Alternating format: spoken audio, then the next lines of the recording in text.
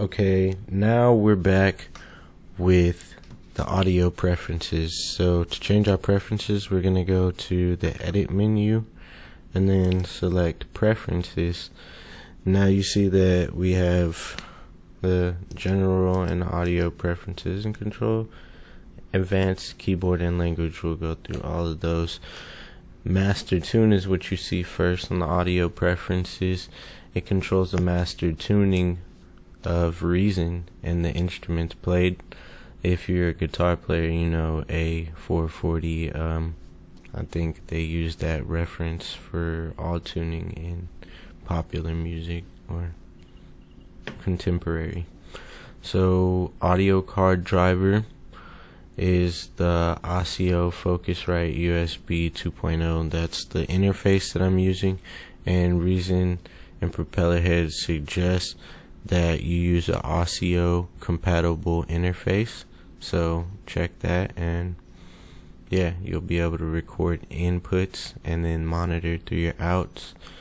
And if you do select the DX or just MME line out, you won't be able to record input from a microphone, but you will be able to play back audio. So good to know. You can just use Reason to create music on a what would they call that, default audio driver. So the next thing we have here is the sample rate, 44/100 hertz. That's the standard sample rate for like CDs, for example. Buffer size, this controls the amount of time that it takes for a signal to reach the computer's processor from Reason.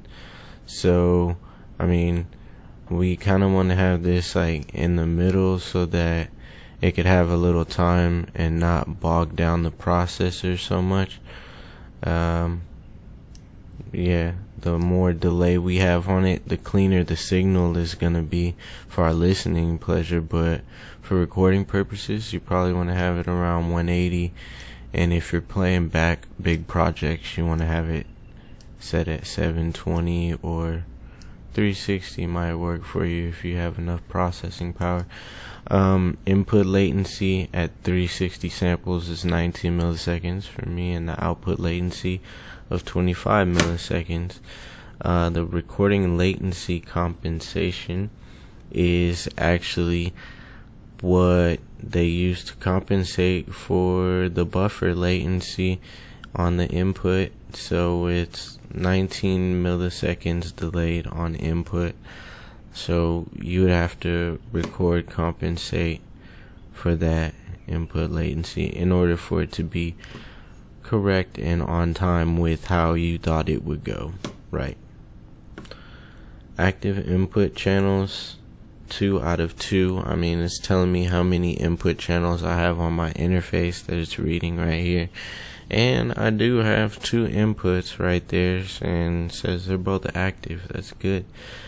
Active output channels, 2 out of 2. And that means I have 2 active output channels. Right now I have my 1 and 2 out going to my left and right BX5s right there. And then it says the clock source is internal, which means that it's using the USB clock to Reason pretty much. So, and then we can select control panel right here, and then we see all the global settings. Buffer length, once again, if you have it set to lower, I have it set to lower with the interface, because that means whatever's coming in, it's going clean straight in, and the computer is compensating the rest over here. So we're gonna cancel that. It's gonna reset. So we're gonna go back to 360, and right now we'll do 180. So that's the control panel. And with our monitoring, you can select automatic monitoring. That means anytime you select a track for audio recording, it's gonna automatically monitor what you're doing on that track through Reason to your interface and in your headphones. so you can hear it as an audible, like an instrument track. And manual monitoring simply means that when you create an audio track, for example, we just created an audio track, and now you see how it has that right there. That is the monitor button, and that is manual control of the monitor button. So let's go back to edit preferences right here, and on external monitoring there will be no monitoring from Reason, and you'll have to monitor externally through a headphone mixer or interface. Like the Focusrite has a switch on it for direct monitoring, so you can hear that direct, what it's doing, no latency. That's an awesome feature of that Scarlett, so you can find something about that down there in the description. If you don't have a copy of Reason, get one. Down in the description you can find out more about that. And play in background.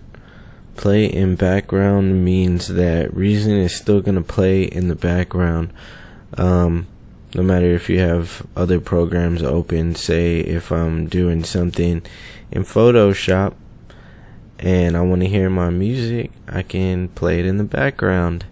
Yeah, awesome. So that's how we do it.